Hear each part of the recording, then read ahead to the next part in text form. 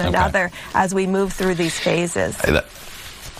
Dr. Birx, help me understand what happened with the suggestion that the president made that the task force study disinfectant injections. You said he was digesting information at the time when that came out of his mouth. Do you have any more information, and are you concerned that people might take bleach because of what the president said?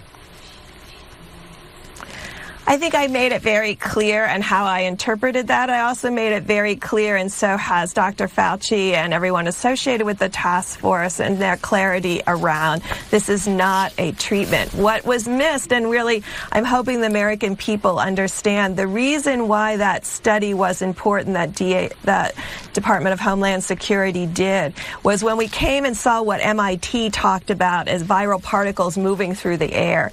It's really important to figure out in the outside conditions, is there anything that decreases the half-life of that virus? And I think I was reassured personally to see what impact sunlight has on the virus and the viral half-life. That should be encouraging to all of us. We should still social distance. We should still wear those masks to protect others as we work through this epidemic. But I think it's really important to see that sunlight, direct sunlight, may actually be able to kill the virus.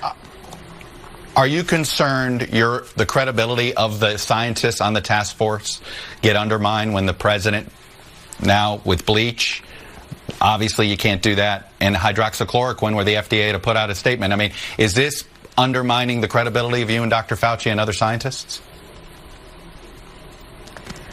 I think all of us are very clear in our discussions with the American people how we're looking and utilizing data to drive decision making within the task force.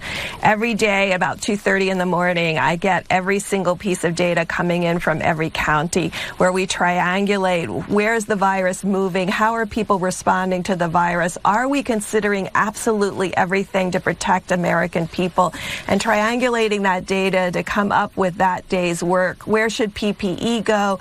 Where should we be really talking with governors about a recent outbreak? How do we protect individuals that are in essential services? This is the discussion of the task force, and the physicians and the individuals involved in the task force are every day focused on what's the most recent scientific evidence. And I think what really the American people should understand is in the guidelines that the NIH recently published, really helpful, were put up this week to really talk about how to clinically approach this. But we've had really critical data that has come to the forefront over the last few days about how this virus is interacting with people in the United States. And I think that's really critical. We need to constantly be focusing on what we're learning to save more lives and to make our treatment more effective. Dr. Birx, I have to leave it there. I appreciate you coming on and sharing the administration's view.